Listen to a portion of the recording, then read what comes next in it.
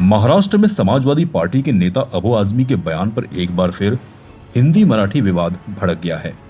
अबू आजमी ने Mumbai metropolitan region में आने वाले भिवंडी में मीडिया से बातचीत में कहा था कि ये भिवंडी है, यहाँ मराठी की क्या जरूरत है। इसके बाद हंगामा मच गया। बीजेपी, मनसे और शिवसेना के नेताओं के कड़े विरोध के बाद अब नवनीत राणा ने भी अबू आजमी को निशाने पर लिया है। उन्होंने कहा कि इसे महाराष्ट्र से बाहर चले जाना चाहिए। इस बयान के तूल पकड़ने के बाद अब अबू आजमी बैकफुट पर आ गए हैं।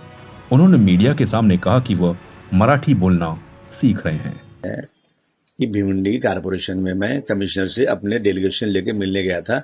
जब नीचे उतरा 10-15 टीवी वाले खड़े थे, वहां पर सबसे बात हो रही थी, तो एक ने कहा कि मराठी बोलिए। मैंने कहा देखो यहाँ बहुत सारे चैनल यहाँ पर हैं और मेरी आवाज से मुंबई, महाराष्ट्र में नहीं पूरे देश में जानी है, तो आप एक टीवी के लिए मैं मराठी का यहाँ इकड़े मराठी बोलने की आवश्यकता ना ही, मैं मराठी बोल सकता हूँ। मैं मराठी सीख रहा हूँ और ये जो है ना वावेला करने वाले लोग जो है ना, ये सिर्फ राजनीतिक रोटी सेक रहे हैं। मैं मराठी से मोहब्बत करता हूँ और महाराष्ट्र में रहता हूँ, महाराष्ट्र से मोहब्बत करता हूँ। सबको तो सबको दिखा दिया मैंने मराठी पढ़ रहा हूँ, पढ़ना चाहिए, मगर ये दिखाने से किसी को ये नहीं लगना चाहिए कि मैं किसी के डर से बोल रहा हूँ।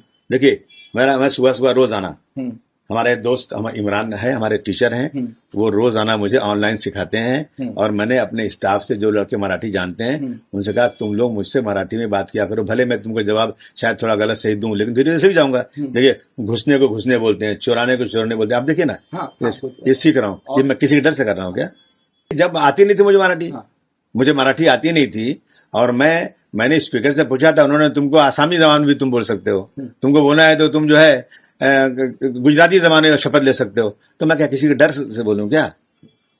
हिंदी इस देश की राष्ट्रभाषा है, राजभाषा है और हिंदी जो है हिंदी को बढ़ाने के लिए असेंबली पार्लियामेंट में एक कमेटी है जिसमें 40-45 एमपी होते हैं कि जितने भी सेंट्रल गवर्नमेंट के काम है सब हिंदी में करो।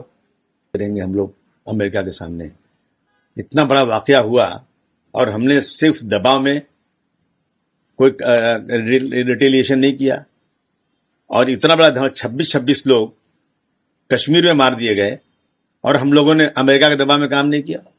मतलब ये तो अफसोस की बात। 140 करोड़ जनता पूछ रही है कि हमारी फॉरेन पॉलिसी क्या है, हमारे इंटरनल मैटर में इस तरह से अमेरिका का दबाव कब तक बर्दाश्त किया जाएगा। इसीलिए मुझे याद आता है वो वाकया, वो जो मैं पढ़ता हूँ किताब डॉक्टर राम मनोहर लोहिया साहब की। उन्होंने कहा था कि एक संघ बनना चाहिए, हमारे सारे पड़ोसी मुल्क को मिला करके एक शक्ति बनाना चाहिए ताकि हम किसी के दबाव में ना आए। इतना बड़ा बड़ा आतंकवाद होता है और अमेरिका के लोग, अमेरिका से जो है वहां से हुक्म आ जाता है और हम लोग सरेंडर हो जाते हैं। ये हम समझते हैं बहुत ही दुखद बात है। ये